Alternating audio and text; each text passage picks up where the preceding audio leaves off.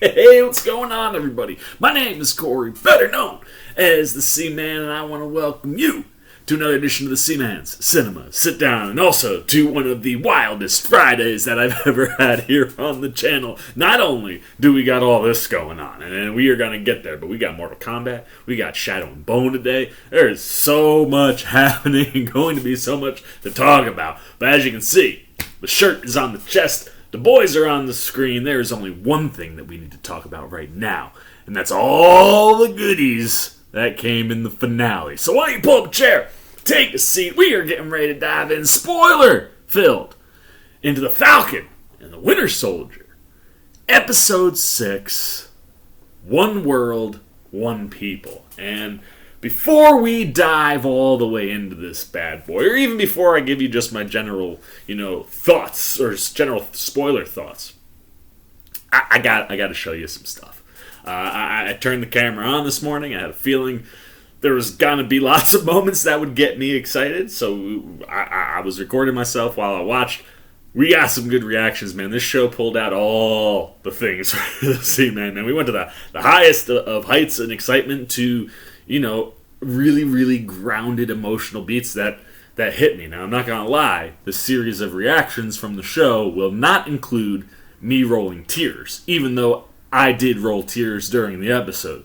Those tears will be reserved for later on when we get to the moment that led to those tears. So if you want to see the old Seaman cry, you might have to stick around for a little bit. But if you want to see the Seaman get excited and just freak out at all the cool stuff that goes on in the finale, well, then take a look.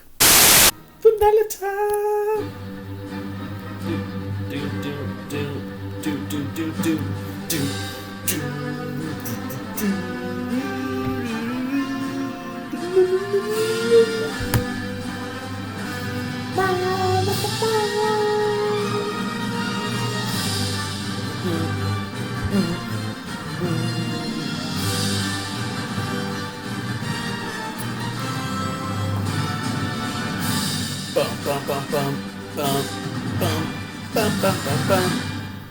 Yo, show me that suit, baby. Oh, there he is! Woo! With the shield, let's go! Yes! That's awesome! Oh, he looks so good. Bucky, what's going on your end? Nothing, all quiet. I'm sorry, wait. What? Captain America. Fuck yeah! No one's moving towards Falcon. Let's go! He's not coming in. He's trying to force everybody out. EC vaccines, Alpha. Woo, It's so a good, misdirect. so We gotta keep good. everybody inside. Oh! Let's go, Sam. I love money. I wonder how much I can get for your new bird costume. Maybe a baguette, a few french fries. L'habit ne fait pas l'amour. You guys are gonna have to do something. Don't let him out of the building. Gave him the head. Got him with the gas. Oh, his face is melting. How'd you manage that? Mercury vapor, amongst other things. Mercury vapor? Yo, what is Sharon into, man? Oh! Yes, Sam! Let's go. Au revoir. Oh, those wings! They're red, white, and blue! And he catches the shield! Let's go! Back to the air!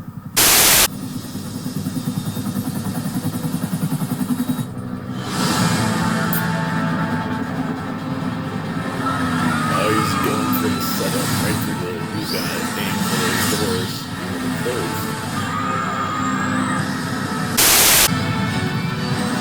That's a CGI helicopter. That CGI off the water is so good.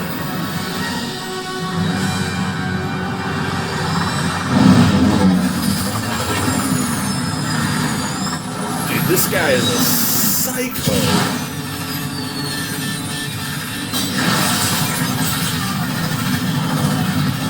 Did Red Wing pull that guy out? Oh my god. Whoa! That was awesome! Yeah, I'm cheering with you, people. Dude. Fuck. They're so good. Come on, Buck. It's go time. Send that thing right at that guy. Don't send yourself at that guy!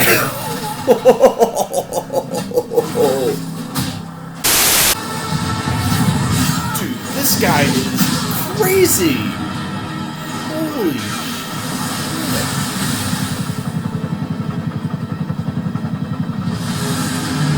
Oh my gosh, dude, how is Sam gonna get out of there? Oh, is he jetting through the water?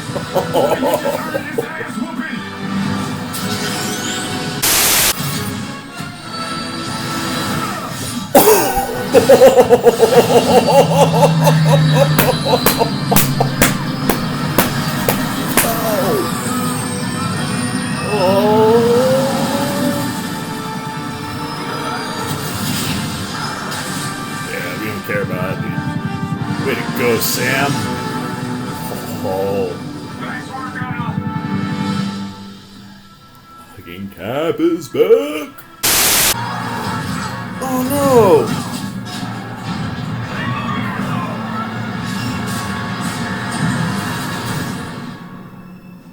Sam, where are you?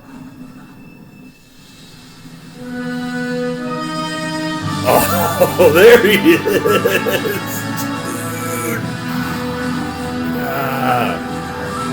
Love that he's Cap. Dude, that's...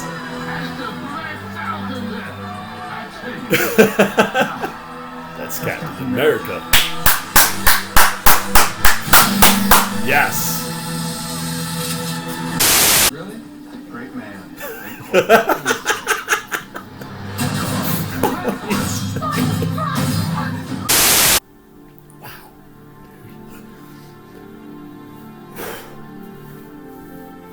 That is one of the most powerful things Marvel has ever done.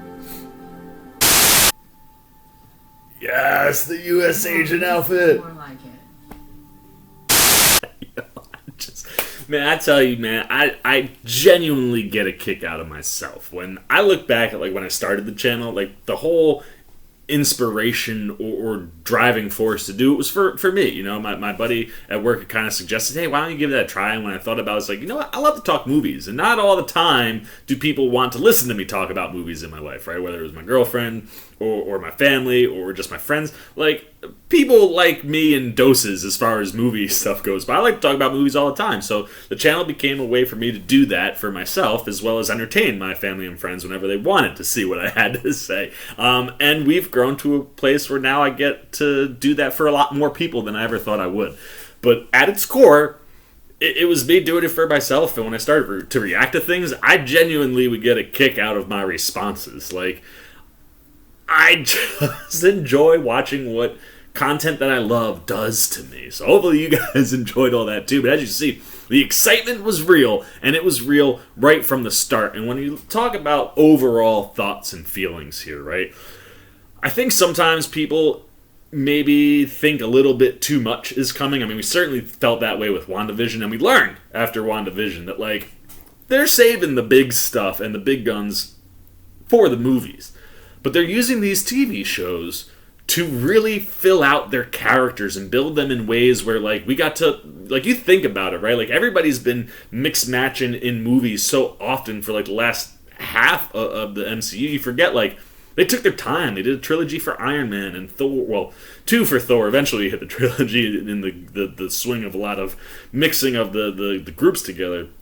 I mean, we got, like, a Captain America. Like, they really built those characters, but now, like I said, with everybody being in and out of the movies so often, it's hard to do that level of building because you're not going to have 2 or 3 movies where you can take Sam from Falcon to Captain America. Or, you know, Wanda to Scarlet Witch. And these shows are allowing that to happen for these characters. And now when you get to see them in the movies, they've already become what they are. I was going through tweets this morning and somebody tweeted, like, could you imagine seeing Scarlet Witch and Sam Wilson's Captain America show up in the movies without watching the shows? Like, the way Feige is kind of structured, and he said, like, you only need to watch the movies to understand that storyline. Means that'll happen for some people. People who haven't watched the shows will see Scarlet Witch and Sam Wilson's Captain America without seeing how they became that. But that's what makes the show so important, because it's really fun to watch these character studies. And while Bucky has a really strong arc in this show, I mean, you see him go from a guy who still hasn't come to terms or made peace with the fact that he was the Winter Soldier, and he literally had no control over it. Like, he was brainwashed and experimented on and brought to a place where people made him do things that he didn't want to do. And you see him go on a full arc that where he starts out on this really shaky, I don't really know type ground, specifically after Sam gives up the shield, and you get to this place where Bucky's free. You know what I mean? Like, at the end of the episode, there's like a big party in New Orleans, and you see like Bucky enter that party carrying a cake. He's got the sunglasses on. He's the cool uncle. And the nephews come running up, and he like fakes throwing the cake at him. He lets the kids use his arm as like a pull-up like machine, or just see how long he can hang on it. Like, there is this freedom to Bucky now where he is no longer the Winter Soldier. We, I think, gave Bucky a pass on the Winter Soldier, right? We all understand he didn't have any control. And once they broke him out of that by the end of Civil War, and the fact that they put him back on ice in Wakanda and rehabilitated him to some degree there, where at least he couldn't be brainwashed anymore or used the way the Winter Soldier was. While we may have forgiven him for all that stuff and are ready to see him be a hero, because we've seen him be a hero, Bucky didn't feel that way. And the show takes Bucky from not feeling that way to feeling like he's finally put the Winter Soldier to bed and he can move on now.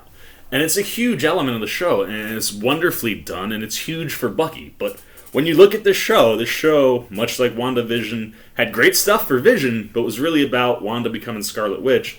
This show built Sam to become Captain America, and that was the initial exciting reaction that you saw. That is that realization seen come to life on the screen, and just the way they handled that story, and not only handled that story, but handled all of the real-world topics that surround a character like Sam Wilson, being black in America, being a black hero in America.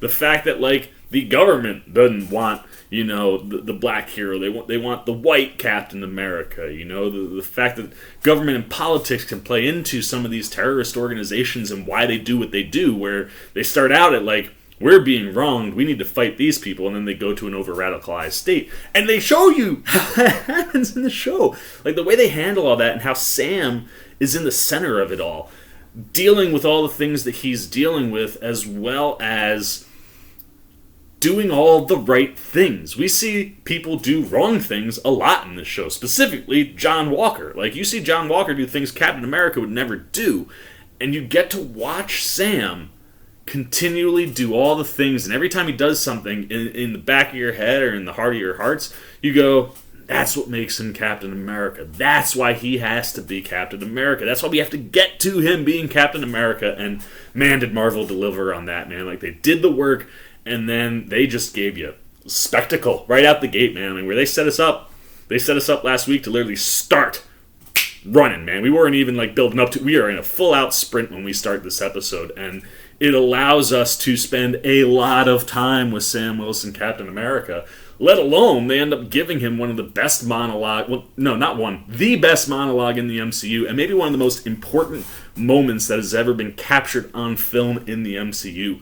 Every single word Sam says to those senators at the end of the episode not only confirm why he is Captain America and he has to be the guy, but just impact-wise, like, it felt like Marvel had an opportunity where they have a platform and they can say things. And everything that anyone has ever felt where government and people that are higher up have pushed you down, he speaks to that and actually says all the things that people want to say directly to those people. And it's one of those things where, like, literally, when you watch the episode, you're like, I kind of hope there are government officials that maybe don't watch the show, but see this moment. The things he say are so powerful and so poignant. And that's the stuff that makes him Captain America. And it was just so satisfying to watch the show do the work. And they gave us a lot of spectacle in this episode. It might not be, huge, giant explosions, but the stuff we see, man, I'm just constantly in awe and just wowed by what they do with Sam Wilson. I mean, you think you've seen them do it all, and then they do a little more. So I loved this series and what it did for these two characters. It also does a ton of stuff as far as setting up other characters. What we get with the John Walker stuff and how he becomes U.S. agent by the end, and the fact that they've introduced the Contessa, who clearly seems to be playing ball, it would seem, on like the American government side. Maybe she's still kind of attached to that side from her S.H.I.E.L.D. days. In the comics, she was a S.H.I.E.L.D. agent. It was later revealed that she was a Hydra sleeper agent, and she had all sorts of... She was Madam Hydra for a while. She worked with Leviathan. She built bad teams, and there's a lot to the Contessa, but seeing her come in and start to recruit John Walker, and even then say U.S. agent, just gives you this feeling that she's building the Dark Avengers, and she's going to be the person that leads that Dark Avengers, and that would be really, really cool to see. Like you said, like, things are going to get weird, and when they get weird, you might not need Captain America. You might need a U.S. agent, and like the fact that he's in the black suit, he even says like it's the exact same suit, it's just in black. But it's like, yeah, but that's what the U.S. agent suit is in black. Like, that gets us all geeked out, man. And again, like, there are times where I wish they maybe spent a little bit more time on this show. Like, I don't want to say it feels rushed, because I really do think they do everything quite well as far as the story building, but 6 episodes that don't quite reach an hour, somewhere you're going to lose a little bit. And John Walker happens to be one of those. His redemption arc is kind of quick, but I love seeing him get there, because it just makes me go, ooh, what are we in store for later? Could it be a season 2 here? Where are they going to come in? Do they show up in Secret Invasion? But like the idea that you have the Contessa building a group, or at least a group with one guy who was in the Dark Avengers in the comics, feels like there's some cool stuff going on there. So I love that they did that with John Walker, and I love that they made us hate him and then put him in a position where, even though it's a little rushed, you're able to enjoy him this time, and you're kind of able to, like, the hate melted off real fast once Sam became Captain America. Once Sam was Cap, it's like, well, as long as John ain't trying to kill anybody and he's helping out, I can get behind John Walker again. I was just mad that he was Captain America. So I'll be interested to see where they take that character. And then same with like Zemo and Sharon. Like, they are minor characters in the series, but what they set up for those two minor characters, there's some really cool stuff ahead, I think. It'll be interesting to see what Sharon does as the power broker. It'll be interesting to see what Zemo's next move is. I mean, he finished wiping out the super soldiers, but I think there might be some vials loose. I think we were down to like 12, maybe, and then when she had that case, there may have been less than 12. I don't know. Maybe the super soldier serum's just completely out, and, it could just been a prop thing, but regardless, you kind of see him wipe out the super soldiers. What's next for Zemo now? And obviously, because this is the spoiler review, Karli ends up dying for her cause. And I think she comes to like a realization. We'll talk about her. But her arc is really interesting, because you see, like I said, someone who you can empathize with, someone Sam empathizes with continually, all the way through the whole episode. It's another thing that makes him Captain America. He knows this person isn't bad, but is broken bad because of what she's gotten into and how hard she's had to fight.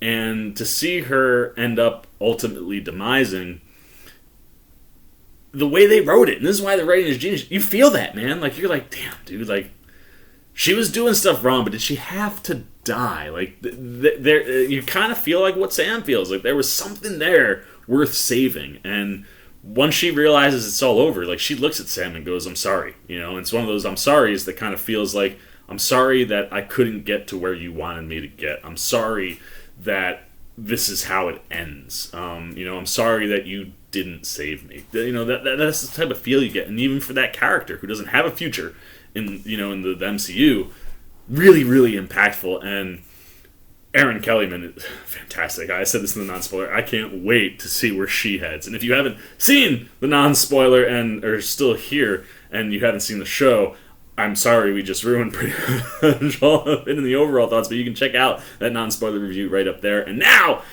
that we've kind of covered everybody that we've crossed paths with in the show, it's time to dive all the way in, baby. And like I said, this picks up right where we left off. The Flagsmashers have infiltrated the building where the GRC are holding this conference and this vote, and they are getting ready to stage, whether it's a coup or, some kind of a hostage crisis situation. Whatever their plan is, it is starting to get into motion. And as we see that, the show has the shortest cold open that it's had. It's shots of Karli, and some of the other Flagsmashers as they're setting things up. And she's basically, just kind of talking about how the movement, it's ready to go. They are ready and they are willing to unleash here. And this is their moment. And they have to make these people understand them, and they have to stop them from doing this vote. They can't stop unless they make them. You know what I mean? They're at a place now where we're going until somebody can actually physically stop us. And then, she just says, it's time. And then the Falcon and the Winter Soldier title, super short. But, again, reestablishes that we're right where we're at. And then we hear Sam talking to Bucky. Bucky's on the ground. And as you hear Sam talking, you see something fly through the air. And you're like, oh, they're going to go all... They're going all the way there. They're going to give the cat, it was one of those, initially I'm like, ooh, wait, is it not going to be Captain America? And then I was like, oh, no, they're going to do the Captain America with the wings. And you see two shots of Bucky, or Sam flying, right? You see him when he's talking to Bucky, talking about how they've got to get in and, things are starting clearly to happen. And then you see him fly over in between two buildings where Karli sees him. And as soon as she sees him, she's like, he's here, let's go now. And they drop some smoke bombs or whatever, and they start to clear the place out. And it's very apparent that Karli's goal here is to push all of these senators out so that they can get them into where they want them. Karli and her team are not going in. The other thing, too, that's cool here is that Sam mentions to Bucky that he called in some backup, and some random dude comes up to Bucky. He's like, hey, you. And Bucky's like, and all of a sudden you see, and it's this digitalized Mission Impossible mask, basically. It's a digital mask, pulls it off, and there's Sharon, and she's there to help out. And, they're saying, she's like, Karli and them aren't moving, they're not going in. And that's when, they really, they're trying to get everybody out, and that's probably where the hit's going to happen. So he's like, Sam's like, I'm going to go in. You guys, just make sure that they don't leave. We got to keep everybody inside. So that's Sharon and Bucky's plan, and that goes awry pretty quickly. But we see Sam's entrance as Cap. Oh, it was magical, man. All of a sudden, you see these bad guys, ushering the senators out, and they're clearly, going to lead them to wherever they're going to lead them to. They got the guns and the masks, and this one dude who's outside, all of a sudden you just see, you can see Sam is coming. You're like, yeah, here he comes. And then you see the shield just come flying through the window, take the dude out, bounce back, as Sam spin flips, in and catches it, and there he is, man, in the wings, red, white, and blue, and he is in the comic accurate outfit. This thing is so... The only thing that you could argue that maybe was off about it is it's not quite powder blue. They've never really gone to the full powder bright blue that we've seen in the comics sometimes. It's more in the traditional blue that we've seen with Captain America, but a little bit lighter, a little bit brighter than John Walker's suit. So it does have a little bit of that bright pop, but it is the red, white, and blue. He's got the white shoulder pad with the blue top arm, the white middle, and the blue bottom. It's so... I pull up, a picture of it, and, just to see, the blue, white, blue, and the just... It's in the MCU style, but all the elements are spot on, man. I know that they nail a lot of these costumes, a lot of comic accurate looks, but I feel like Wanda and Sam have had the two most comic accurate looking appearances to date, at least right out the gate. He's even got the head covering piece that tie into the goggles. It was so satisfying to see him come in and then get to work. What's cool is when he comes in and he's taking out that guy, he goes and he pulls the mask off, and then you think he's gonna check on him, and for a brief moment he kind of fakes he's gonna I'm gonna knock you out if you don't stay down, and John Walker, who probably would have finished that smash, Sam doesn't hit him. So then you have, Sharon is heading one spot, Bucky's heading to another, and Bucky comes inside, and all of a sudden you see this, like, real striking-looking woman in a suit just standing outside, and she gets a phone call, and she goes, Bucky, as he's walking by, and like, what? And she's like, it's for you. And Karli is calling Bucky on a cell phone. Now, the odd thing here is that it's a Flagsmasher phone. Like, when they hand it to Bucky, you see the Flagsmasher stuff on it, and that girl just F's off, man. He goes, whatever. And Karli has a little back and forth with him, like, hey, how about you come join me? Like, of all people, you should come join me. And, Bucky's like, I've been there, man. Like, I've done, like, don't go. We've heard him and Sam both plead with her, like, don't go down this path. And Bucky even more so. He's like, I've been down this path. It doesn't end well. Like, stop now, Karli. Like, save yourself where you can. And she's like, obviously, we're not going to do that. But, hey, thanks for taking my call. And immediately, Bucky's like, oh, damn it. And he takes off for the garage. And of course, down there you see all the senators being loaded into these 2 transport vehicles. This massive freaking dude putting these kind of crazy locks on them, telling them to kind of roll out. And you see Sharon as Bucky's getting onto a bike, like, Bucky, you had one job. He's like, I know, but whatever. So you see him take off after the transports.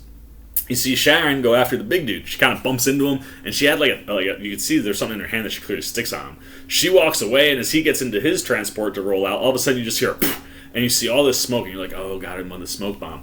And then as you pan in, you see his skin lit, like he's a big bald dude, so it's just all skin, and it is melting, like bubbling off his face. And you just hear her go, that's one down. And Sam's like, how'd you do that? As he's getting ready to fight Batroc. Inside, he's now kind of in a face-off. Like, Batroc showed up, and he's like, you cost me so much money. I wonder what I could get for your new bird costume over there. And Sam's like, I love it. He's like, maybe a baguette and some french fries? I mean, so they're getting into their fight. I think they do a little back and forth. I think Batroc hits him with like the spin kick, and Sam kind of gets knocked back. That's when you see Agent Carter do that, and Sharon's like, one down. Sam's like, how'd you do that? And she's like, oh, mercury vapor, among other things. And you're like, dude, like, she is into the dirty underbelly of what's going on in Madripoor. Like, the gear she's got, like, that's some crazy damage. And, like, you hear mercury vapor. I don't think you're thinking what happened to that guy happened. So, like, you kind of have this feeling like Sam and Bucky aren't like, did she just brutally murder a man?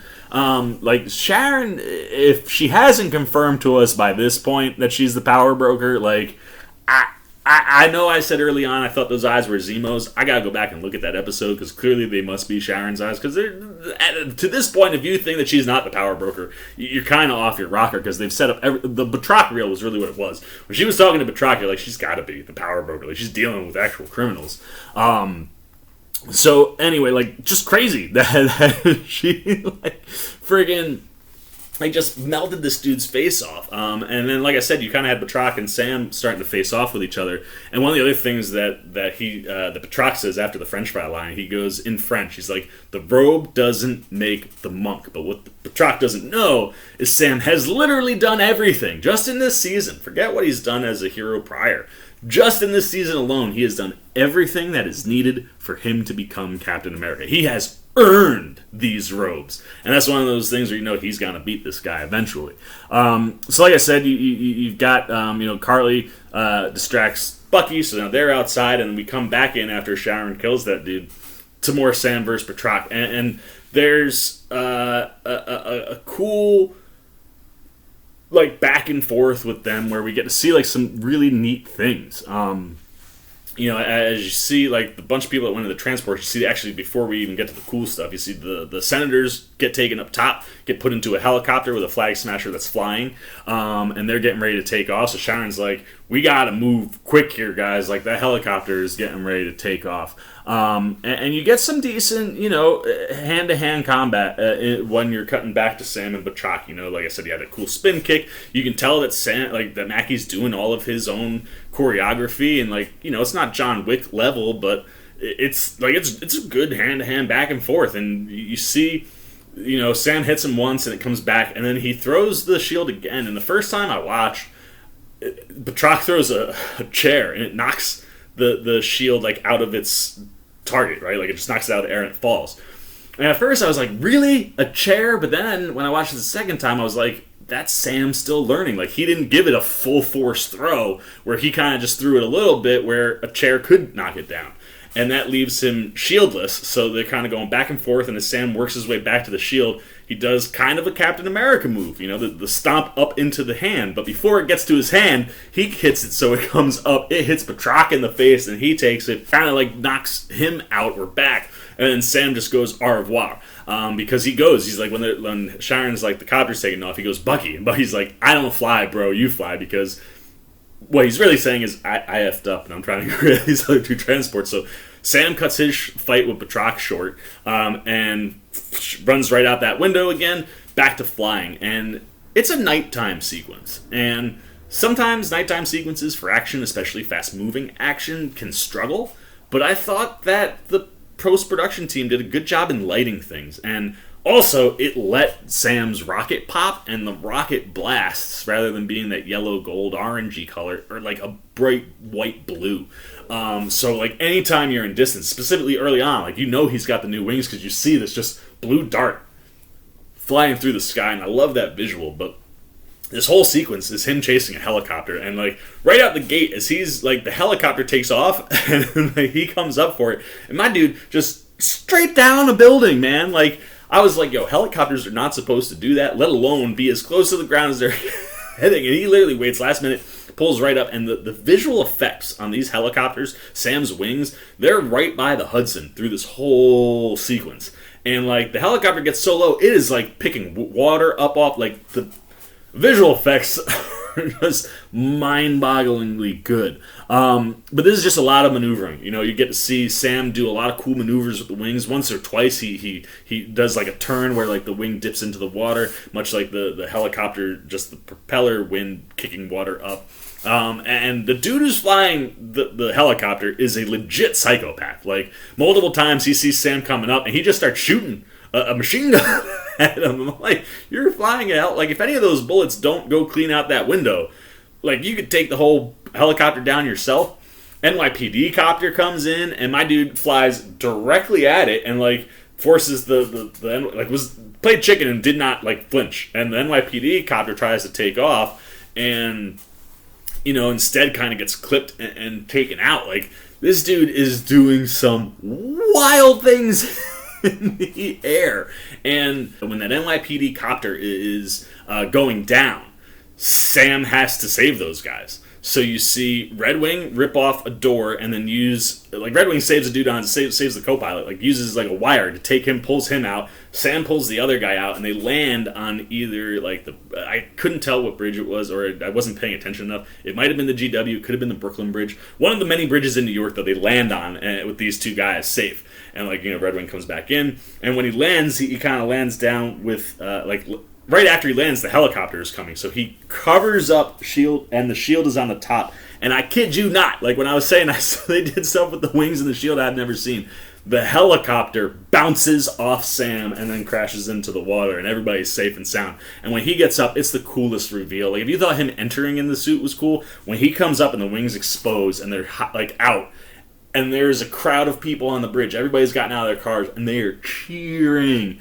And multiple times, the next time we see Sam save somebody, again, cheering, and people have video, like their phones out, recording.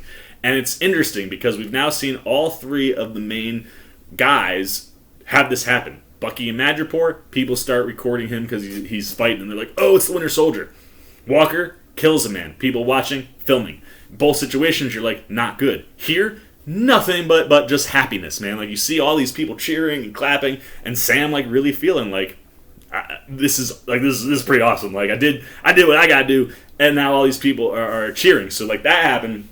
Then he saves the rest of the helicopter guys. What you end up with is, Sam coming back around, and he's trying to find out, like, what the best approach is. And it seems like he's trying to set up what he did in the first episode. So you hear him go to Red Wing, who's back and fixed, and he even has a couple little buddies that we see later, I think. But he's like, go see if you can find us someone who's got their own wings. Like, someone inside of the helicopter that knows how to fly. And you see Red Wing scan everybody. There's this one woman that has, like, flying experience. It's really, really lucky for Sam.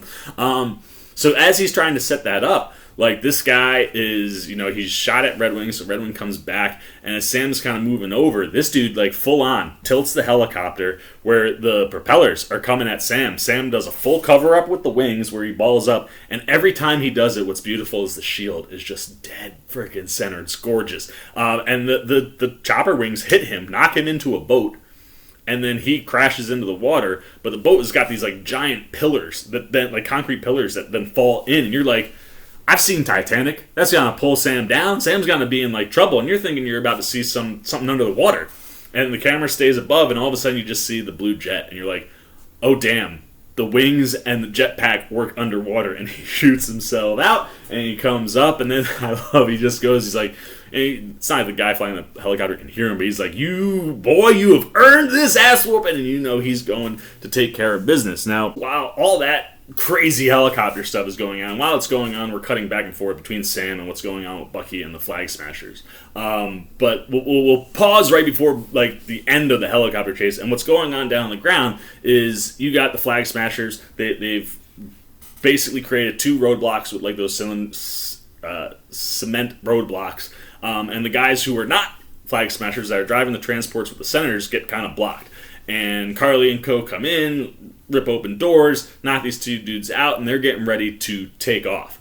And as they're doing that, you cut to Bucky, who's on the bike going full speed, and he's headed right for one of these cement roadblocks. And you're like, my immediate thought was, oh man, we're going to get like a Will Smith Gemini Man moment where like the clone used the motorcycle as a weapon, and it feels like Bucky's going to jump off and let the cycle hit or maybe hit and flip into that roadblock and hit the, I think it's the Asian guy with the long hair. He's standing there waiting for him. But instead, they opt to go Mission Impossible style. Last Mission Impossible movie, Cruise was on a motorcycle. I think he hits like one of those like parking little pieces of cement, that like those little blocks. Launches him off the motorcycle. That's what Bucky does, but he's ready for it. So he's standing on the motorcycle. As it crashes, it literally launches him into this dude. He rolls, and they start fighting. And as soon as Karli sees that, as she's in the driver's seat getting ready to take off, she sees it. You just see her so frustrated. She's like, this plan... And when you look at what her plan was, it was pretty damn good. And it was going really well, and now there's like legit issues. You know that Sam is chasing that helicopter. You got Bucky now here before they could get away. So she gets out, and she's like, we need to create a distraction. Give him somebody to save. So they set the first transport on fire. That directs Bucky's attention to go save them. And like I said, they got them crazy locks on there. It takes him a while to bust through that. So now it looks like the Flagsmashers are about to get away, and who shows up? Mr. John Walker. And like I said in the overall thoughts, something about Sam having the shield and being Captain America melted a lot of that hate for John Walker off. And when he shows up, even though he's got that fake shield and the Captain America outfit, you're like, let's go, Walker. If you're going to help the guys, I can get behind you because you're not Captain America anymore. Like, the Captain America is finally here with Sam. So he comes in, and him and Karli start fighting. And what's cool is he's got this shield, but it's not vibranium, so it doesn't bounce back to him.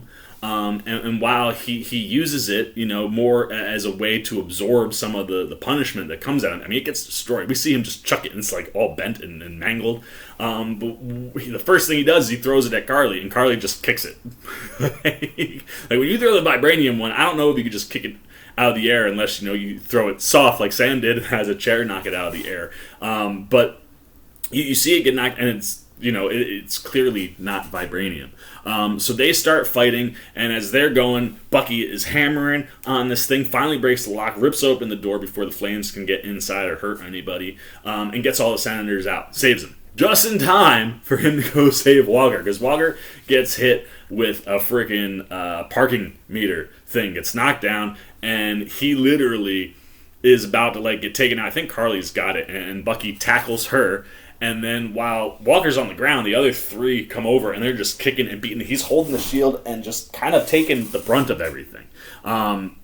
And while he's getting beat up, he sees, Lamar's, medal, and he's getting that crazy look in his eye. You can tell he's getting close, oh man, he's about to break up and just kill all these people. And you literally see him suppress it. And while I continue to agree with what I said before, they kind of rush this part of the story and his redemption and transformation of not being a crazy person.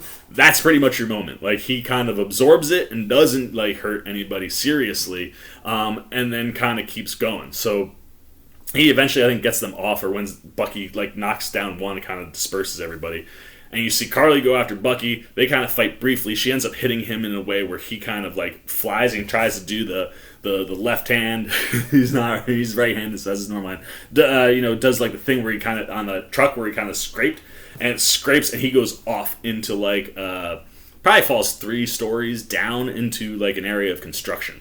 But as he's falling, he lands hero style, and then you see so I think Karli had the parking meter, and then the Asian dude that he was fighting earlier ends up with this giant piece of like construction metal, and he jumps down and goes for the swing. It misses, but he has some time to see him roll. But now you're gonna have those two fighting down below.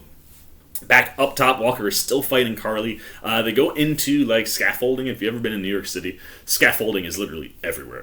There's always a building with construction, always something to fix or build. So they're kind of fighting. She like does this cool slide into the scaffolding. And they're fighting in there, and he's trying to use the shield, but it's just taking a beating. And Karli finally gets to a spot where she's able to do this cool spin move where she uses the scaffolding and kind of whip herself around and kicks Walker in the head, kind of knocking him out. And while he's on the ground, she dashes for the truck and takes off. And you're like, what is she going to do with it? And she literally tries to launch the truck off into that construction area where Bucky is. And it gets kind of like caught up where it is and is like on the verge of falling. Now, while all this is going on, of course, we still have Sam up in the sky taking on this helicopter. And he, uses his tech to make, a communication with the senator that can fly. They've all got those like headsets on or whatever. And he basically says to her, he's like, for this to work, it's going to require perfect timing, but I know that you can fly a helicopter. So he's like, on the count of 5, you got to grab the controls. And we see Sam do one of the coolest things that we've seen him do, followed by one of the craziest things I've ever seen them do with the shield and the wings. It's so dope. But first things first, he's got to create an opening. If you remember how he took out Batroc, or at least saved the hostage from Batroc in the first episode, he flew right through the helicopter. That's what he's looking to do here. So he winds up, and what's cool is he's flying. You see the shot of him over the top, and the wings launch the shield out in front. He grabs it, spins himself, releases the shield so it's going this way, hits the helicopter so hard it blows the door right off of it, bounces back towards Sam. Sam grabs it, puts him in front of himself, and smashes through, takes out the pilot. It's dope. A female senator runs in, grabs it, and saves the day with the helicopter. Sam and this guy are like just tumbling down and falling, and literally like they're kind of like fighting in the air, and Sam, as soon as they get close enough, Sam just kicks him right into the water. Then he saves the rest of the helicopter guys, and as that car is about to fall, Bucky's just looking up, and I'm literally sitting there going, I don't think Bucky's going to be able to catch this thing. And this is the point where you see Walker throwing the shield. You see it land down by Bucky, and all of a sudden the car starts2moving backwards. And Walker's gone and saved everybody. And of course, Karli's got to come running in, tackles him, knocks him down to the ground. And I think two of the other Flagsmashers, basically all the Flagsmashers are now down on the ground with Bucky and Walker. And the truck looks like it's going to fall through, and all of a sudden it stops and it starts moving.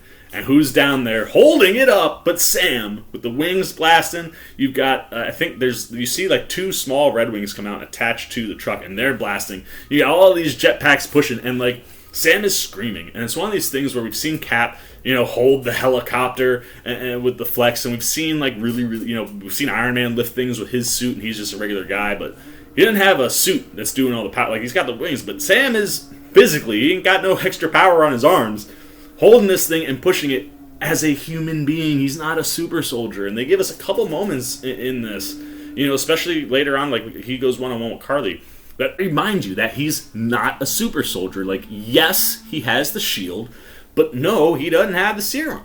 And it's cool. It makes everything he does even cooler and more impressive because he's just a man. And you see him push this thing up and saves the day.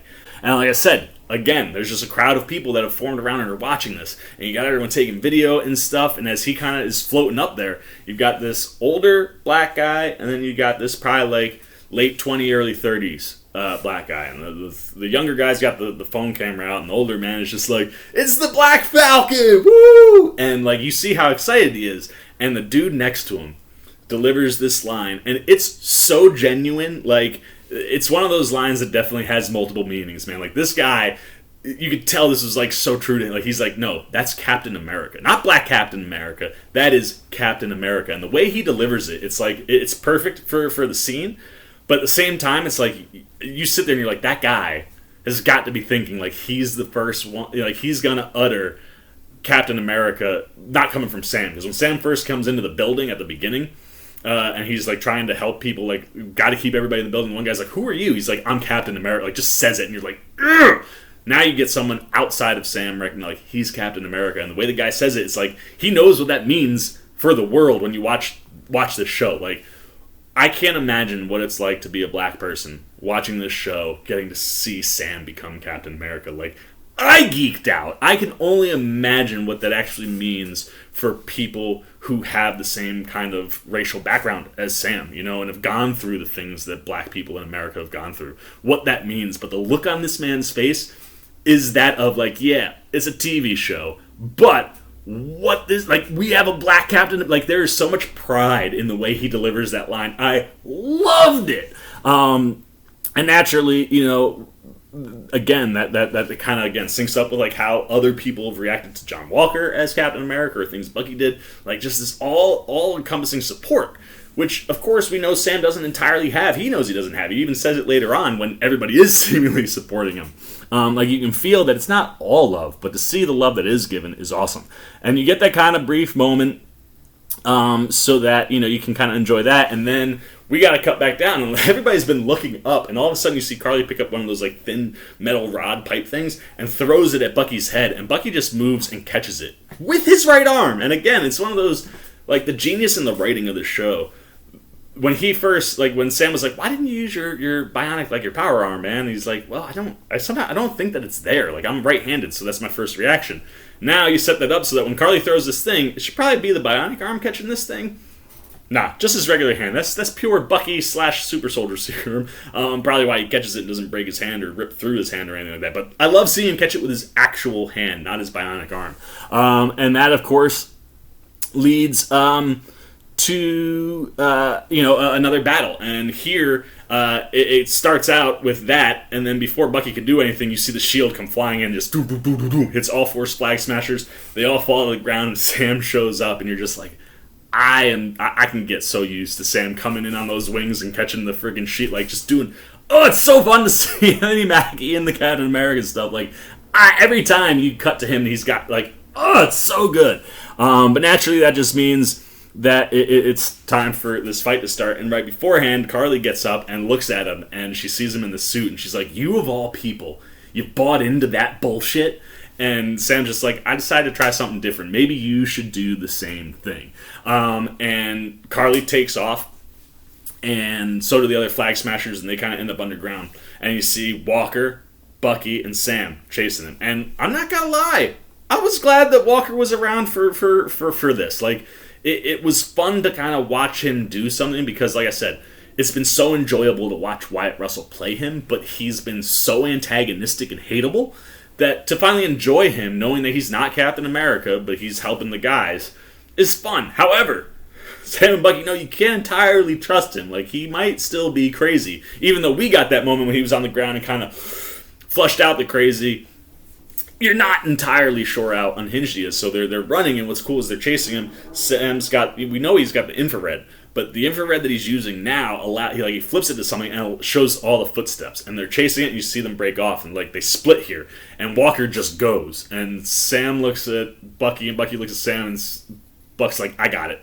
And, like, he chases after Walker, leaving Sam solo. The Sam keeps going forward, and how they all get away, Batroc just shoots all these smoke grenades into that construction area, and that allows them to get away. So Batroc is still around, still causing some trouble, but that lets them get away. So Sam's off on his own, and Karli is also solo. When everybody broke off, the other 3 broke one way, Karli kept running straight. So Karli's now trying to hide. You see Sam chasing her, and you hear a whistle, like a and she kind of stops and starts looking around, and then you see this beautiful silhouette of, like, it's a low lit area, and Sam comes into it, so it's just the shadowy look of it, but it's like him and with the every time they put him in the shield and where he's holding it on, I'm just like, yes. But it kind of feels like he's looking for Karli. She's like, is he doing the whistling? I go back to Karli, and she like says one of the other Flagsmashers, like, is that you? And then who comes out from behind something with Sharon with a gun, and she's got the gun on Karli, and Karli just pulls hers out right away and is pointing at it. So they're kind of like in a standoff where Sharon had the upper hand for literally like a fraction of a second before now they're both like eyeing each other. And this is where we finally get our confirmation of who Sharon Carter is. You know, she's like, you guys, like, I can still use you. Like, when you came to me, I saw a young version of myself. You know, like, I gave you shelter. I gave you the means and the ability to go do great things. She's like, stop all this nonsense. Come back and work for me. Like, you and the other super soldiers, think about what we can do. And she's, you know, Karli is just at this no going back point. She's like, no, F you. Like, what power does the power broker have without her super soldiers, you know, that help get her to the position that she's in? So clearly she was working with the Flagsmashers for a long time, maybe even before they were the Flagsmashers. Which could be a way for Erin Kellyman to come back into the show if you did like a flashback to that, which is kind of a cool way to keep that in play, even though we know that she's going to die coming up. But, you know, the cool thing is Sharon's response is just like, well, I still got more power than you. Like, put down the gun and, like, let's do this. And all of a sudden, who shows up with Batroc? And he, you know, just like, oh, how much power does the power broker have without her super soldiers? And Carter's like, more than you. And Batroc's like, so you're the power broker. And he's like, huh, you know what? You're going to have to pay me 4 times. And he says it in French, and then he's like 4 times in English the amount that you were going to pay me, or that you were paying me, because if you don't, I'm going to tell everybody your secret. And Sharon's just like, I don't do blackmail. And she turns and pops, I think, square in the head, or at least in the chip, but like one shot kill. But when she pulls the trigger, Kellyman immediately pulls the trigger and shoots Sharon in the side. Sharon's down and basically out, and that's when Sam shows up. And immediately, like, he hears the 2 gunshots. That's how he figures out where they are. He sees Batroc fall, and by the time he gets there, you just see, you know, Karli, and he immediately goes for trying to talk her down again. And I love this entire sequence between the two of them, because it's the combination of the 2 things, the 2 potential outcomes. I talk you down, and we do this peacefully, or we fight. And Karli wants to fight, Sam does not, because Sam understands that what she was doing was understandable. She just went too far, and just because she went too far doesn't mean she can't redeem herself, doesn't mean that she can't come back if she turns herself in now. And, you know, Sam is just trying to talk her down, like, you don't have to do this, stop now, and let's figure this out. And Karli doesn't want it, she just wants to fight. And, you know, Sam literally is just like, let me help you. And you hear her go, stop trying to manipulate me. And the crazy thing is, like, we, the audience, know, like, that is 100% genuine from Sam. Sam isn't trying to talk her down to set her up the way it looked the first time he tried to talk her down, right? Walker just burst in, but she doesn't know that. So she thinks he's manipulating her again to get her in a spot where she's vulnerable to take her down. And Sam literally just wants to help because he understands her. And that, again, like, these are the things that have been built all season that continually prove that Sam is the ideal choice to be Captain America moving forward. And what's crazy is Karli just wants to fight. So Sam uses the shield to absorb it. And he's like, I'm not going to fight you. And again, that dichotomy. Karli fighting Walker with that weak-ass shield is just bashing through. And if he's not a super soldier, he's toast. But he is a super soldier, so he can withstand it. Sam, not a super soldier. If he has that dinged-up piece of crap shield, he's toast. But he's got the vibranium, the real shield. And he's able to absorb all of her superhuman hits. And he just keeps taking the beating. It's almost like a Muhammad Ali rope-a-dope or like a Rocky situation where, like, you're in the corner, you're like, fight back, Rock, fight back, what are you doing? And, you know, he's got a plan. He's got to wear her out. You know, it feels like he's just trying to, like a kid who's having a temper tantrum. Get it all out, and then grab him and go, hey, stop it.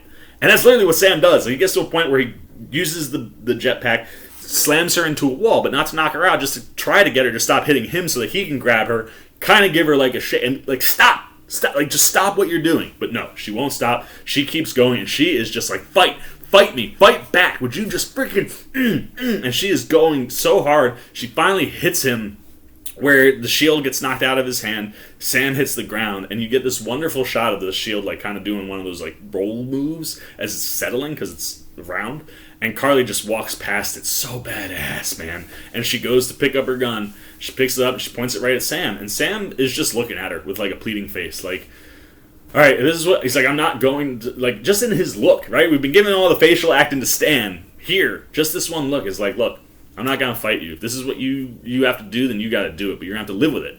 And like, if you kill me, maybe that's the thing that saves you. And again, no words spoken, but that's the vibe you get from the look that Sam has. Like, he's okay with whatever happens. He's just not going to fight her. And Sharon does the fighting for him. Boom, boom, shoots Karli dead, and Karli collapses. And you get this beautiful moment where Sam grabs her and kind of holds and caresses her as she's dying.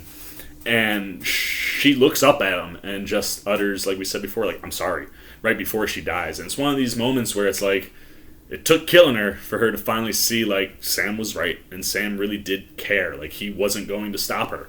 And I think once she realizes that, in that dying moment, that's where that apology comes from. Like, wow, you really were genuine. Like, you weren't trying to trick me. And I'm sorry I didn't listen to you. I'm sorry it ended this way. Like, you know, you're the hero, and the person you're trying to save, you don't save. And that's, I think, an important piece for Sam as a character. Like, that first person is Captain America that he's trying to save. While, granted, it's all those senators, but the one person he was really focused on trying to save, he's not able to. And it's, you know, it's rough. And the other thing too, when they're fighting, there is a really cool, you can tell Mackie did most of the stunt work, but obviously some of the acrobatic stuff is his stuntman. And there's a beautiful stretch of gymnastics with the shield in one hand that was just gorgeous to watch. But yeah, you get this really, really kind of sad moment, and then we cut to Bucky and Walker, as you know, kind of like Sam, like you see Sam pick her up, or I don't know, do you see him pick her up there? And I think he starts to leave, and then we go to Bucky and Walker, and you see the Flagsmashers, they're coming up, and the one woman's got like the phone, she's like, okay, I think it's right up here. As they come up, you don't even see them, you hear Walker. And I love that they do this the way they do this. He comes in, and he just goes, mercy bears richer fruit than strict justice. And again, this all happens a little quick, but this is kind of that resolution. Like, Walker has seen the errors in his ways and has now moved forward and kind of been reborn as like a good guy too, so to speak. Like, he's not going to go with the strict justice. You know, like sometimes mercy. Like, grant him mercy. Arrest him. Don't kill him. Him and Bucky come around the corner. All the cops are there. And Buckleg is like, you know, these phones, man, this technology is really cool. Like, thank whoever it was who gave me this phone, because we just set you up and now you're all getting arrested. Just a really like fun little moment. And then I love that as they're walking away, Bucky's like, Lincoln, huh? Like, we went with a Lincoln quote, and Walker's just like, great man, great quote. And then Bucky's like, not when you say it. Like, it's just one of those, like, look, we've you know, kind of resolved John Walker to a degree. Seems like he's, you know, no longer a crazy person, albeit done a little. That's the thing that, probably the one thing that wasn't done perfectly was that transition, but we've gotten there, and just because we've gotten there doesn't mean that Buck likes the guy. He's still like, it doesn't suit you. You know what I mean? Wyatt Russell, you're so much better at being the bad guy, but it was kind of nice to not have to hate John Walker because of how good Wyatt Russell's been. And if you're able to utilize him as a character that you can root for, even if it ends up, you know, being in the Dark Avengers, and maybe that eventually takes a turn if the Contessa is actually going to be a villain, it'd be fun to see how that plays. But that could be a really interesting arc for Wyatt Russell to have, where you have, like, I'm a good guy, finding out you've been doing bad things, maybe, eventually. Like, I'll be interested to see where they take that, but I'm cool with where we got to with Walker, even if it was a little unpolished. But, you know, that being said, you know, we see Sam, I guess there was a cut in there. Like, during the middle of the fight, we cut to that, see all that, then we go back and we see what happens. And Sam takes Karli out and comes to the scene where everybody is, you know, like, right outside of that construction area. And you get this beautiful, almost Superman-esque pose where he's carrying, the body and just slowly coming down. It felt very much the way Superman comes down, but it's the wings doing all the work. Again, though, gorgeous shot. Like, we're getting tons of gorgeous Captain America shots that do not belong to Chris Evans, Steve Rogers, and you know what? I don't hate it, because it was just a gorgeous thing. And you see him come, and he puts her on this gurney, and then he heads straight to talk to the senators, and you got all these people cheering, and the senator, the female, the woman senator that was in the helicopter thanks him for saving their lives, and then you hear the dick that took the shield from him and gave it to John Walker go, yeah, we're super grateful, you did right by us, we'll do right by you. And it's like he's gonna say, like, you're almost expecting to be like, we're gonna make you Captain America, and Sam's just like, I ain't got time for that. And you get, like I've said multiple times, the greatest monologue I've seen in anything in the MCU, and it's the best piece of acting that I have seen maybe in his entire career from Anthony Mackie. This is the most important thing in the entire show. Like, the show did all the work to build to this moment. And the words that Sam says, I'm not going to do it justice. I took notes. I have it written down. We're going to go through some of it. I won't do it justice. Go back, listen, and hang on every word he says, because it's so important. And it's one of those things where, like, you're watching the scene and you're like, I might have said this before, but, like, you almost feel like, I bet people in the government probably aren't watching this, but, like, I hope they see this speech, because this speech is something that represents not just black people or minorities, but anybody that has been put down or put into a bad situation because of governmental decisions. All the people that are always screaming for help.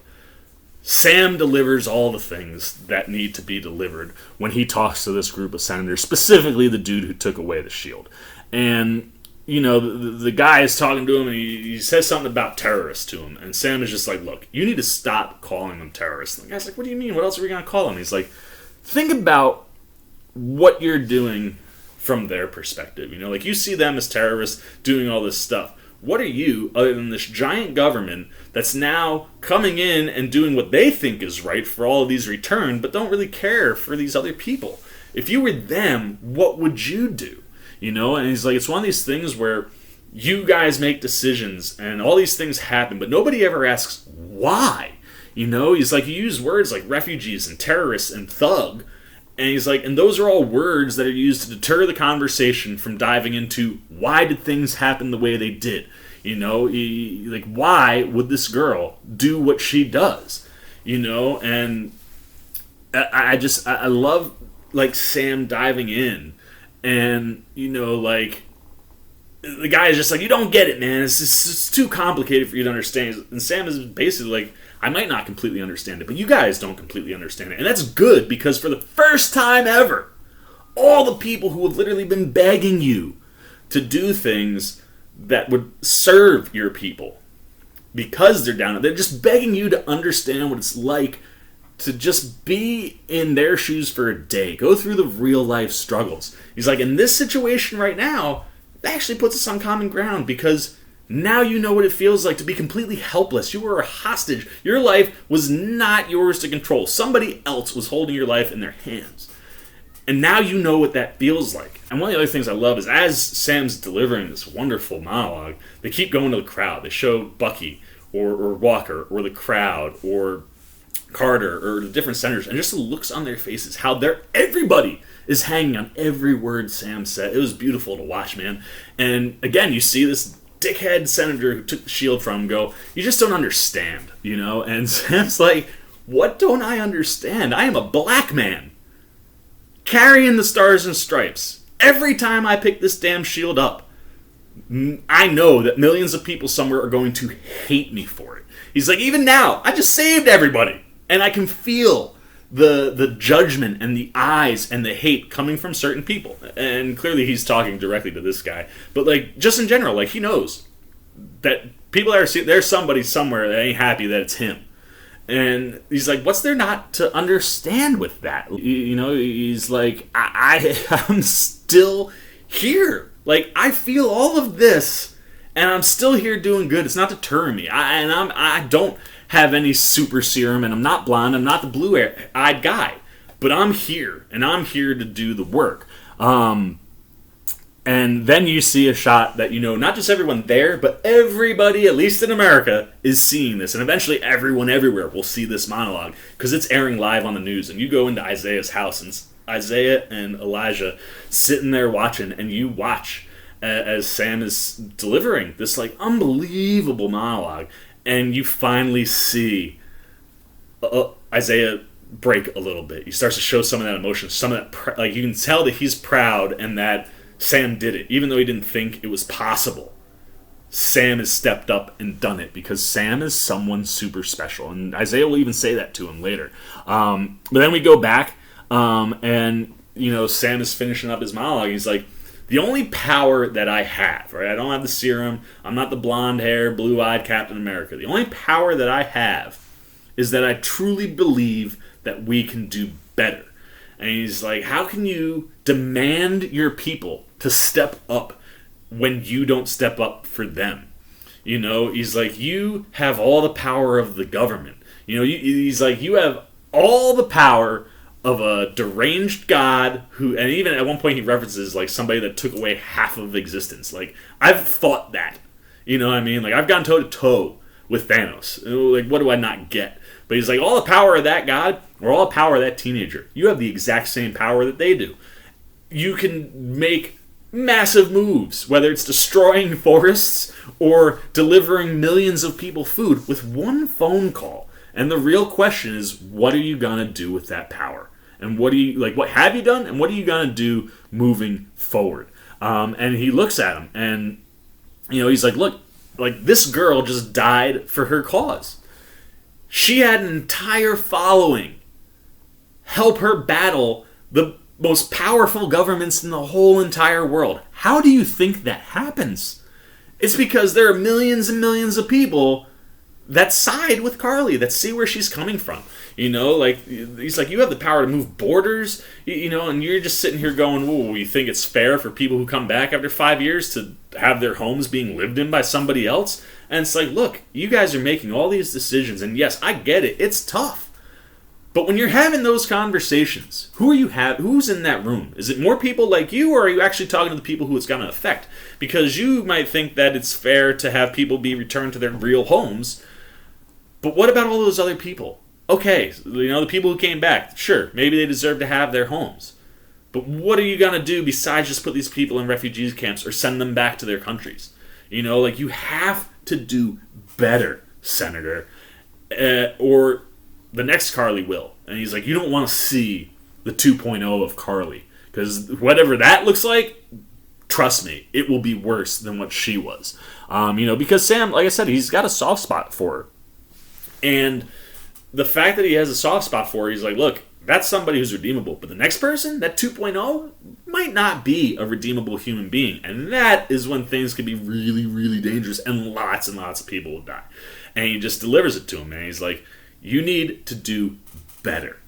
And I'm just sitting there, man, like I said, just hoping that maybe actual people who are in the government that make these decisions see something like that. Because that is how regular people feel, I think, when you think about the government. It's a bunch of people who are making these decisions that affect and impact millions of people, but the people who are impacted by that, they're never in that room. And they don't think about what that does for those people. It's just what benefits them the best. And it was... I know, I probably butchered it and didn't do it, but you go back, man, you watch that. It is one of the most eloquently written, sophisticated pieces of material that the MCU has ever delivered, and I love that it was Sam's. And then he walks away, and you just get this real nice, I mentioned this in the non-spoiler, there's just a moment where Buck pats him on the shoulder, and that's what it is, man. He goes, nice job, Cap, and pats him on the shoulder, and I was just, my heart was full. It was so full. It was beautiful. And then, we go back to our heroes who are kind of dealing with the fallout. So you got Sharon, who's literally bleeding. Bucky's with her. I guess you don't really see where Carter goes, or not Carter. We don't really see where Walker goes, but he's around. And, Bucky comes over and is talking to them. And, Sharon apologizes, and she apologizes to Sam and then goes, the suit does look good on you. And Bucky's like, yo, we need to go. And he's like, I love you, man, but like, we gotta get her. He's really wanted, and you ain't done anything yet. Like, we need to get her someplace where we can, like, because she's not gonna go to the hospital, all this stuff. So as they're getting ready to leave, Sam goes, don't worry, I haven't forgotten my promise. Like, he's gonna make sure she gets pardoned. And then this other senator, who, funny on the rewatch, I noticed him. He's actually in the war room at the beginning, but he comes in toward the end. You see him a couple times in the episode in the background. But he comes up and he's like, hey, Sam. Or he goes, hey, Cap. And I think Sharon's like, I think they're calling you. And it's like, oh, dude, like, that's so awesome. But he comes up, he's like, hey, look, that last Flagsmasher that's in the Hudson, he's not dead or like, too hurt. So, like, he's still in play. Can you help us get him? And Sam's just like, he's like, can you come help? And Sam just goes, always. And you're like, oh, that's the Captain America I want, man. Like, the bad guy is in the river, just got nowhere to go. I'll go pull the bad guy out so we can throw him in jail and give him, like, his due process, But then we get this really kind of crazy twist, and I didn't pick up on this the first watch because I was still kind of confused by it, but the second watch I was like, oh, that's what happened. We see the Flagsmashers that are still alive, loaded into another transport. They're going to prison. They're taking them to the raft to spend the rest of their days alongside Zemo. And you see this Navy guy kind of closing up the door, and as he does, he looks in and goes, one world, one people. And you're like, oh man, these Flagsmashers got somebody everywhere. And you're like, they're going to freaking get out of Dodge and still be in play. And then they start to take off, and then boom, their entire transport blows up. And I was like, on first watch, I'm like, when did that guy toss a bomb? Like, how? What? Did the Navy guy do that? Was he, like, not, like, really one of the... Like, I was so confused. And then you just pan up to this old man sitting in a car looking at it, kind of smiling. And on the second watch, I realized what this was. The man has white gloves on. And he has the I just thought, like, who's this random white guy, an old white man watching this? It's like, no, he's got the detonator. He puts the detonator in his pocket, and those white gloves, that was what tipped me. I was like, white gloves, butler. Who's the only butler that we've seen? That's Zemo's butler, which means Zemo is responsible for wiping out the remainder of the super soldiers. And at the end of the day, Zemo accomplished his goal yet again from freaking the raft. Man, I don't know if, like, maybe the Navy guy actually was on the Flagsmasher side, or if he was working for Zemo and said the line as like a kick in your stomach, like, haha, we saved you, now you're gonna blow up.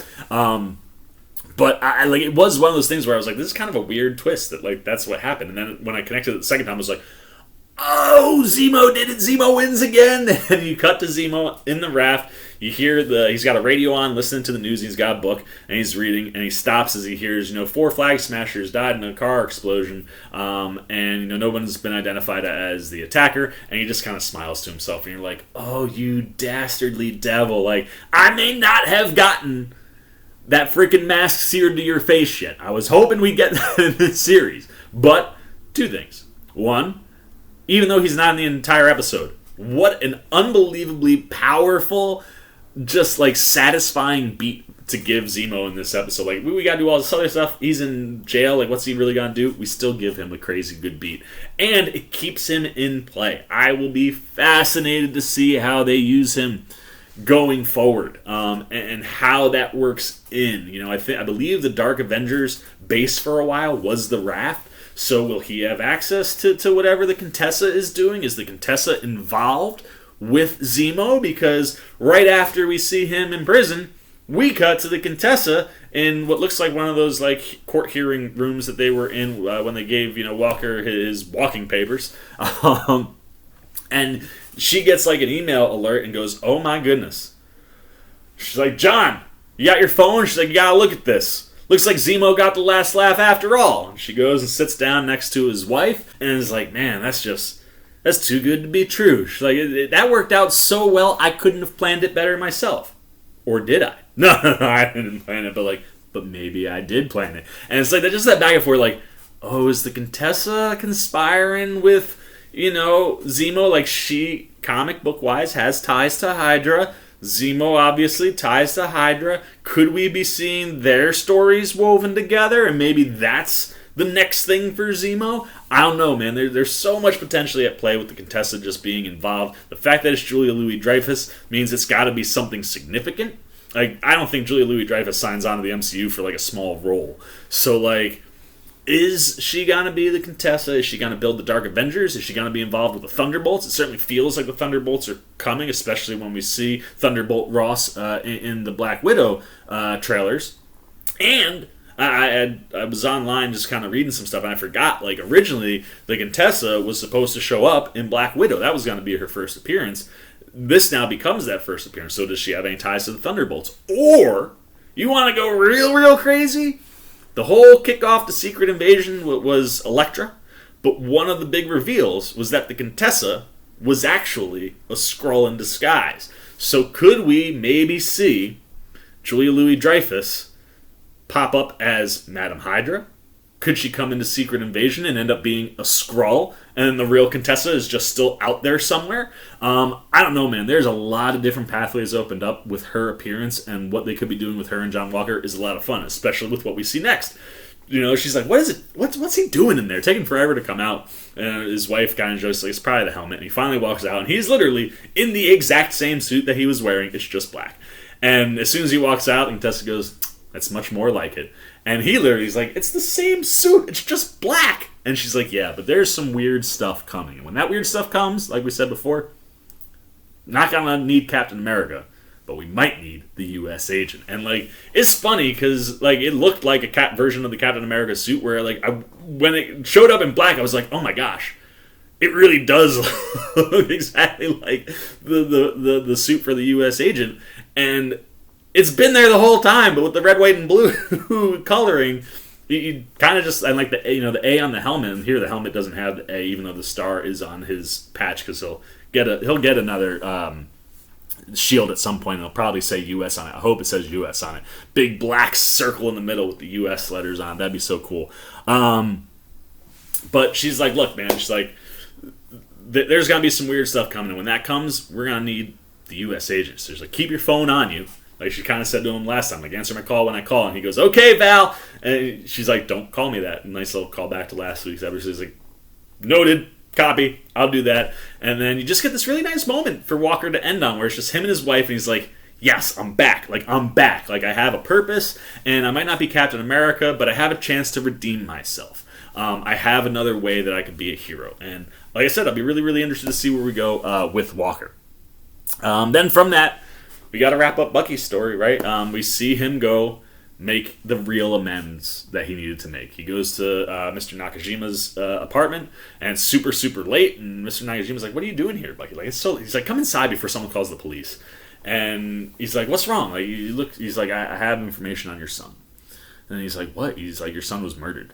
And he's like, how do you know this? And he's like, because I did it as the Winter Soldier.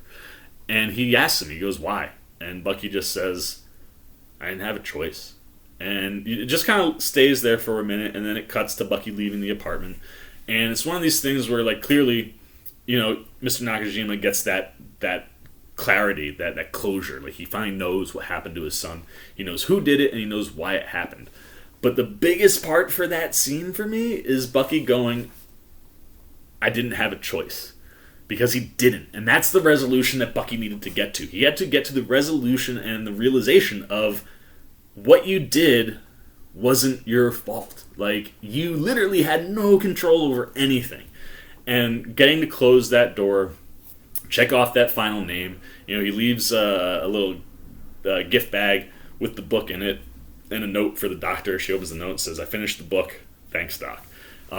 Now Bucky can really legitimately close that door on the Winter Soldier and move forward. And like I said, I think last week I said, it'll be interesting. You know, they've mentioned White Wolf a few times. Maybe if there's a season 2, leads to some stuff in Wakanda. Maybe we see we got Sam going from Falcon to Captain America. Maybe next is Bucky going from Winter Soldier to the White Wolf. Or maybe it'll just be Bucky for a little bit more. But I love that he gets that closure. And then, you know, Sam's story still has one piece of closure left. And this is where the tears would eventually come in. I'll probably get teary-eyed as I talk about it. But he goes and sees Isaiah. And, you know, when he's walking down, Eli sees him. He's like, what are you doing here? And he's like, I gotta see. Like, and you hear, Isaiah be like, come on back. You know, and they go down and Sam's sitting there. And, they kind of go back and forth. And, Isaiah just is like, I saw everything you did, man. He's like, it's crazy. like you did what you said you were gonna do, and Sam and I are like, you're special. There's something special about you. And Sam says thank you. And he's like, I mean, you're not Malcolm, Martin, or Mandela. And Sam's like, no, I'm not. I get that, but I also now know what I have to do. I know who I have to stand up for. I know who I have to fight for. And Isaiah just kind of has like a little smirk on, and he's like, Black Captain America, huh? And Sam's just like, damn right. Like, I'm the Black Captain America. That's a thing. And he's like, look, I might fail. I might even die. But we built this country. We bled for this country. I'm not going to let anyone, not even you, Isaiah, deter me from trying to fight for it. And he's like, especially with all the people who came before me, including you. And, Isaiah's kind of a little bit touched, and he goes, he's like, I almost bought that. And, Sam's just like, can you ever just lighten up? He's like, look, I got one last thing I want to show you. He's like, come with me. Eli's all excited. He's like, ooh, where are we going? And we're at the Captain America Museum. And you see them kind of walking through, and we see all the images of Steve Rogers up there. Because that's what the whole museum has always been in the Smithsonian. And they come around a corner, and Sam just looks, I'm going to cry right now. He looks at Isaiah, and he just goes, they kind of see everything first, and he's like, now no one will ever forget what you did for this country. And it's an entire room dedicated to Isaiah, and Sam has gotten pictures of, that troop, it looks like, and all the war things that they did, and a bronze statue built of Isaiah, and the hug that man gives him, considering how against everything he was, right? Like, he was like Sam wanted to tell his story, and Sam, Isaiah was like, I'm better off dead. Leave me dead. And Sam respected that. He didn't out Isaiah, didn't tell people he was alive, but gave him a place in the Captain America history that people now know existed. And while he doesn't need to be told, they don't need to tell the public that he's alive, now everyone at least knows what he did for the country. And it was so beautiful that, like, I started to weep. So take a look at some tears rolling out the eyes of the old Seaman.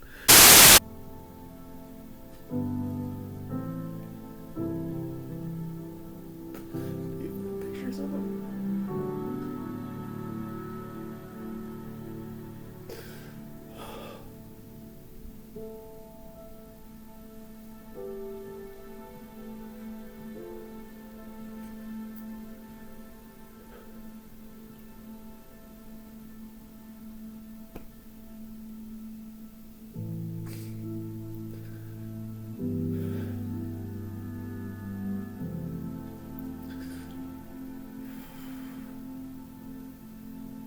Now they'll never forget what you did for this country. Never.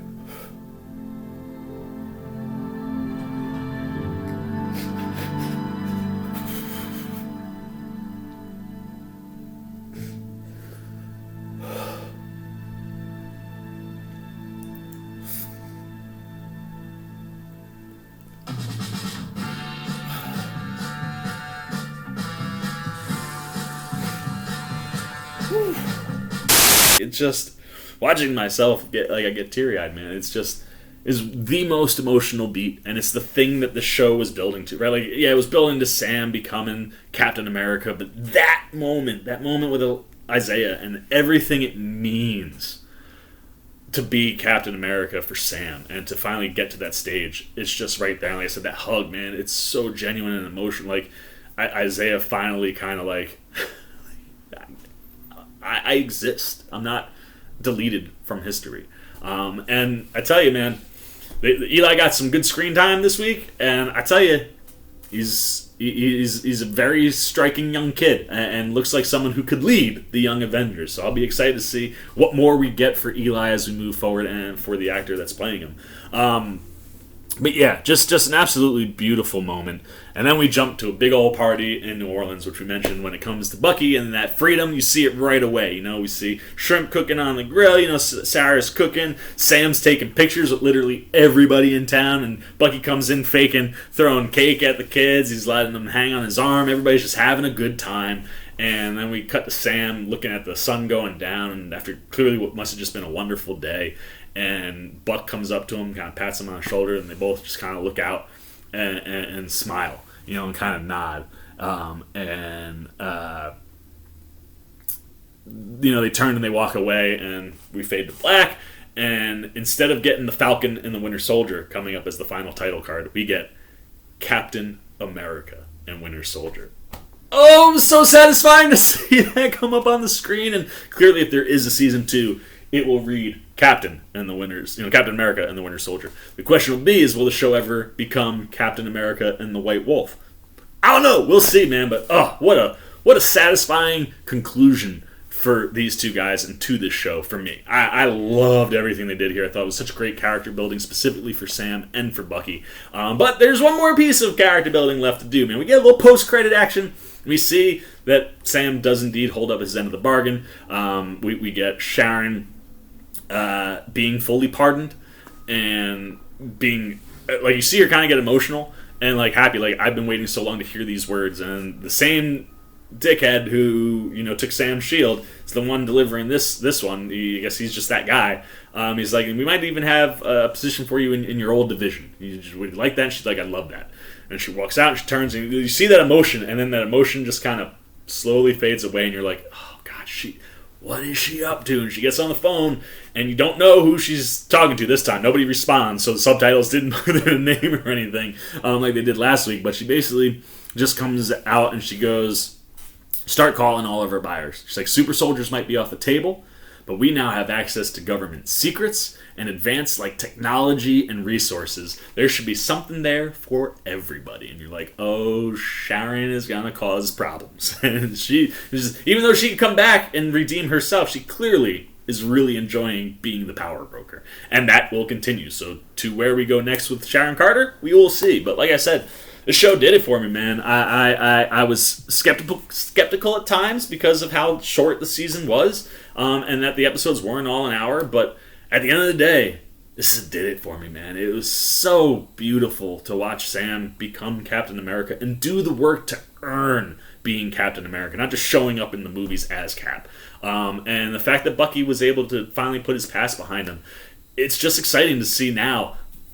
The world is their oyster, man. These two characters could go pretty much just anywhere they want, and I really look forward to seeing how they use them. But gosh, I'm just happy for Sebastian Stan and Anthony Mackie. They were phenomenal. This whole cast was phenomenal. I look forward to Erin Kellyman's career, and hopefully she gets something big coming off this because she was excellent. I hope we get to see John Walker and Zemo and Sharon Carter get brought back in if we do more seasons of this. I hope there are more seasons of this, man. It's a fun show. I had a great time, and as always, I had a great time covering it for you guys. So the question, though, what I really want to know is, what did you guys think? How did the show play for you? How did the finale play for you? I do think that there's probably a contingent of people, much like the millions that hate Sam being Captain America regardless of whatever he does. I'm sure there are going to be people out there that are going to just be a little disappointed that nothing big or major happened. But you got to remember, like you said, you can watch the movies without the shows. Shows are going to be character development. And I think if you go in with those expectations, you get wowed like the Seaman got wowed, because the character development for these two, specifically Sam becoming Captain America, c'est magnifique. I think they could learn and do better. I do think an extension of episodes could be a little bit longer. Take your time. You have a TV show. You don't have to get through it like a long movie. Take 7, 8, 9, 10 episodes. You can do up to 10. I think 8 is the perfect number. But if you're gonna do not an hour, do 10 episodes fully. Just tell the whole story. Get it all out there. Let John Walker earn that redemption the way Bucky and Sam earn everything in there. But I love where we end up with everybody. I'm stoked to see where we go moving forward. But now I want to know what you're thinking, man. Like I said, did the finale work for you?